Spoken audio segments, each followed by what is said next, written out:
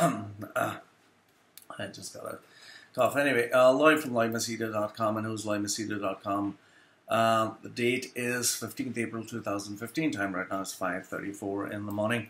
I keep getting this question from a lot of youngsters. I just want to address this issue. The question is, Loy, what should I take? Should I take up science, commerce, or arts?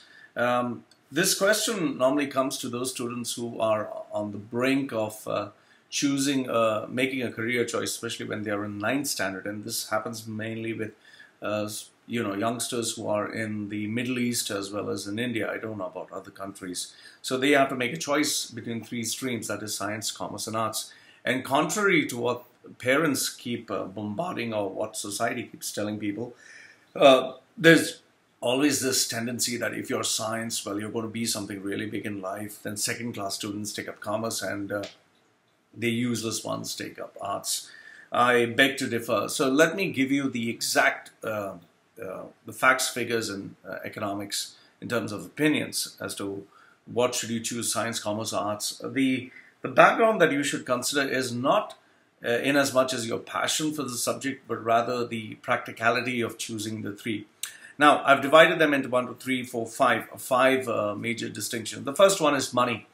First and foremost, as a student, obviously you're not earning, so you are dependent on your parents. So you need to know if your parents can afford to send you, if you want to go for science. Do they have hundreds of thousands of dollars worth of savings that will help you complete your education? Because science is by far the most expensive. You would have to save at least if I'm not mistaken, 100,000 US dollars worth of savings. And if you're talking about India, you need to pay for donations. Those are like bribes to institutions just to get in if your grades are not good. And if you are talking about getting through merit, you're talking of decimal places of, after the decimal point, you're talking of the next 2 digits. So it's 99.999, and then you have 1,000 students who get those marks. Then you have 99.998. So in 100,000, you'll have only 10,000 seats. So 90,000 of them do not get into the top-notch universities. And to prepare for this, most of the students spend 16 years or 10 years going for extra classes after school. So science is by far the most expensive. Commerce is moderately priced. However, if you're talking of A-grade educational institutes like IIT, IIMs, or Harvard, well, we are talking of shelling tons of money. But commerce stream the majority is moderately priced in comparison to science. Arts is comparatively the most affordable because you're just learning about the fundamental basics of how to use your inner creativity and express it.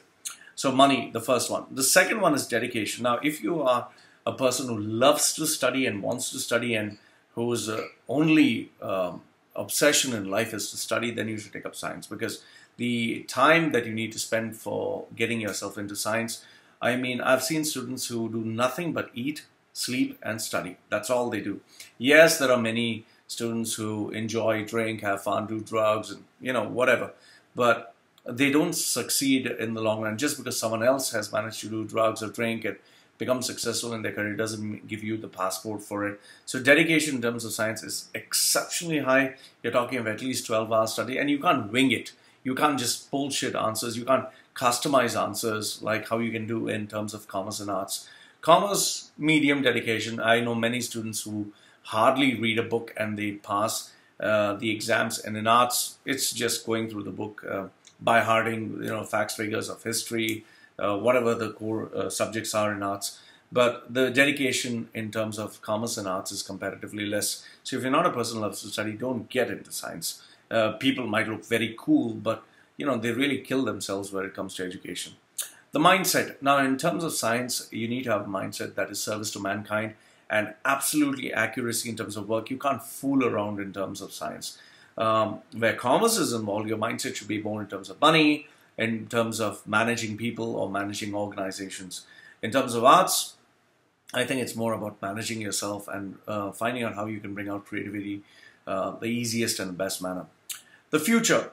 In terms of science, your future is guaranteed. That is why if anyone says like, I'm a doctor, there's quite a lot of respect. Yeah, unless, of course, you mess up or fuck up big time. Let's say, for example, you get involved with the patient being a doctor, or you do something really unethical, then your license is gone. Otherwise, anywhere you go, a doctor is always accepted, a doctor will always get a job, an engineer will always get a job, unless, of course, you're really dumb. But where the future of commerce is concerned, well, you need to be very good at talking, marketing, and networking, and that's the only way you'll survive in commerce. But in arts, it's not just about talking, it's about your luck in terms of how well your creativity, let's say photography, or let's say fashion, or let's say anything else related like painting.